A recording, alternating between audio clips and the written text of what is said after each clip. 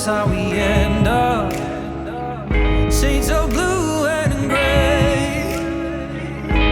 I feel just like an empty bottle. My dreams are on delay. I just wanna climb on top of a hill and throw it all away, away. Take me far away before my mind spins off and I am all derailed, derailed. Just drive all the way to the rainbow's end. Just drive, and we'll never turn our backs again.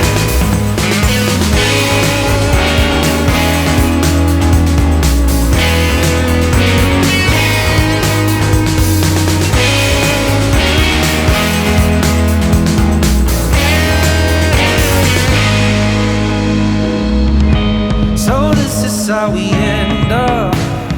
The game is set to play. Every day remains the same now.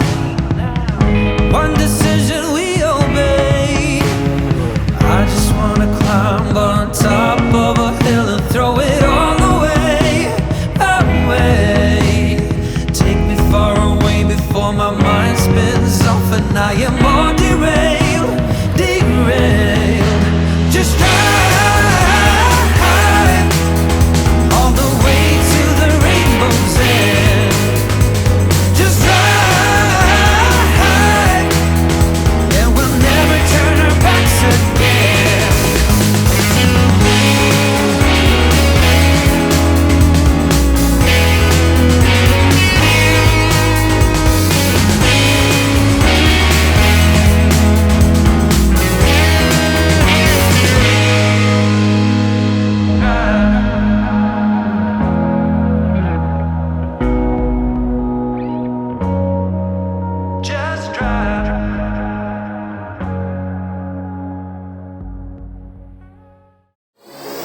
For the record, I'm done trying to make y'all comfortable. For the record, lab on me going all the way. For the record, ain't trying to link, no time to waste. For the record, for the record. All right, how's it going, everybody? Welcome to the video. So, started this workout off with pull-ups. We're gonna be doing 4 sets of as many reps as possible, staying about 1 shy of failure before moving into a bent over barbell row. Now, with the bent over barbell row, what I want you guys to focus on is an overhand grip, and you're gonna be pulling to your stomach, kind of right at the base of your rib cage. Try and pause at the top of the movement for a split second before letting the weight come back down. Resist the weight the entire range of motion, and then as you start to fatigue, then you can start introducing a little bit of body English, a little bit of cheating in order to get the last couple reps. 3 sets, 12 to 15 reps. Then we move into a lat pull down. We're using a neutral grip attachment. As you can see, my hands are palms facing each other, fairly wide. On this one, we're going to be doing 3 sets of 12 to 15 again, but we're going to be really focusing on the upper back width. So just below our delts, kind of right at the top of our lats. That's where we're trying to focus on this movement.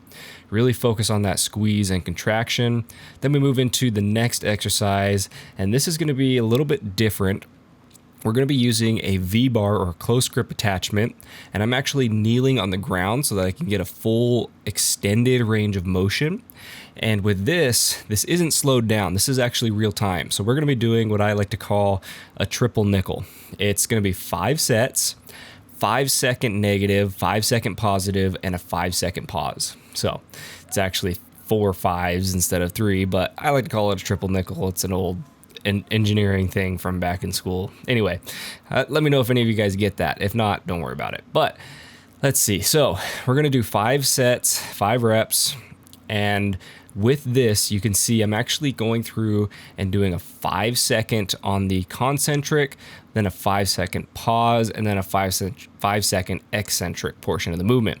So holding this for 5 seconds, and then I'm letting it stretch up for a count of 5, and then I pause for a split second at the top, and I take 5 seconds to bring it all the way back down. And then again, I repeat that. Hold it at the bottom, 5 seconds. 1, 2, 3, 4, 5. And then I go all the way back up. So once we finish that, then we're moving into a superset. And with that last one, I did 3 sets of that because it's pretty high intensity kind of thing. Doesn't seem like it because you're not moving very much weight. You're not moving very fast, but it'll definitely smoke you. Now, next is a superset, 3 sets, 12 to 15 reps on each exercise. We're starting with a low machine row, as you can see here, both hands at the same time. And then we're going to move into a high machine row. And with the high machine row, I don't like the grips on this one that we have here at this gym. So what I did is I took a couple of just cable attachments and I looped them over the grips, and then I lowered the seat as low as it would go so that I can get that extra range of motion at the top. Still wasn't quite long enough to really get a nice stretch, but I was able to get a really good contraction, focusing again on that upper back width just below the delts at the peak of the lat there. You can even see where it's activating. Really focus on squeezing your shoulder blades together on that movement as well to hit the center of the upper back too. Now, after that, we moved into some banded rack pulls. So on this one, you can see that I had a band set up. If you don't have bands, don't worry about it. Just do standard rack pulls.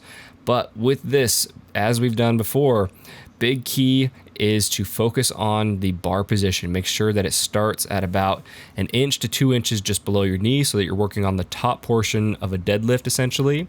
And again, this is not slowed down. This is regular speed. I'm doing this in a super slow controlled movement. And we're going to be doing 4 sets of 10 to 12 reps on this one. Really focusing on using that band to increase the intensity and the load at the top of the movement a lot. That's going to be the last exercise for back. Then we're going to move into some biceps. Now, the biceps, we're going to be doing an alternating dumbbell curl. Again, this is not slow. I don't think this is slowed down. I'm not sure. I can't remember, but I don't believe this is slowed down.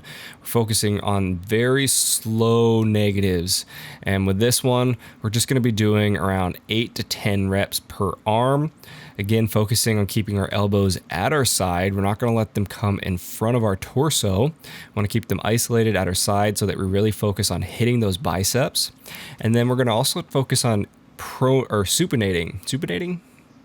I always forget. I think it's supinating. Basically turning your pinkies up and out as you're curling so that you're activating that inner head, the long head of the bicep even more.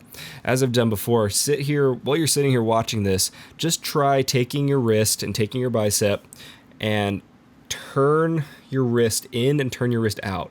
You can feel and see your bicep actually activate more when you have it slightly flexed.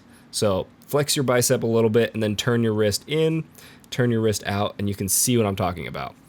After that, then we moved into an incline, then we moved into a spider dumbbell curl. So typically I would do this with a easy bar or a barbell. I decided to use the dumbbells today just to see how it would feel and really like this actually. A huge key to this movement, make sure your bench is inclined enough to where your hands are not going to hit the floor or your dumbbells, and then also focus on a nice controlled movement. As I get to the end here, I'm starting to swing the weight just a little bit, just so that I can get it up as easy as possible as I'm starting to fatigue. But I want you guys to try and lock your elbows in place so they're staying vertical.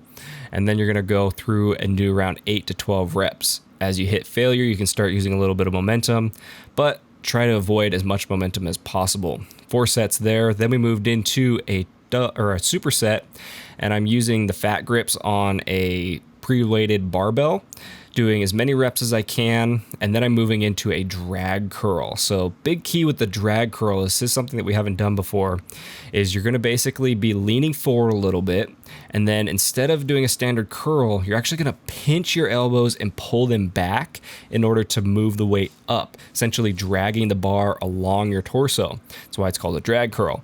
It's going to basically be something like it's essentially going to be a mechanical drop set. So what you're doing is you're going with strict form, going to failure, as many reps as you can do, then you're making the movement easier without dropping the weight and performing another round of movement or another round in order to fatigue the muscle even further. Hit a little bit of posing at the end, of course. Just got to flex, get the biceps going, get the blood flowing, pump them out.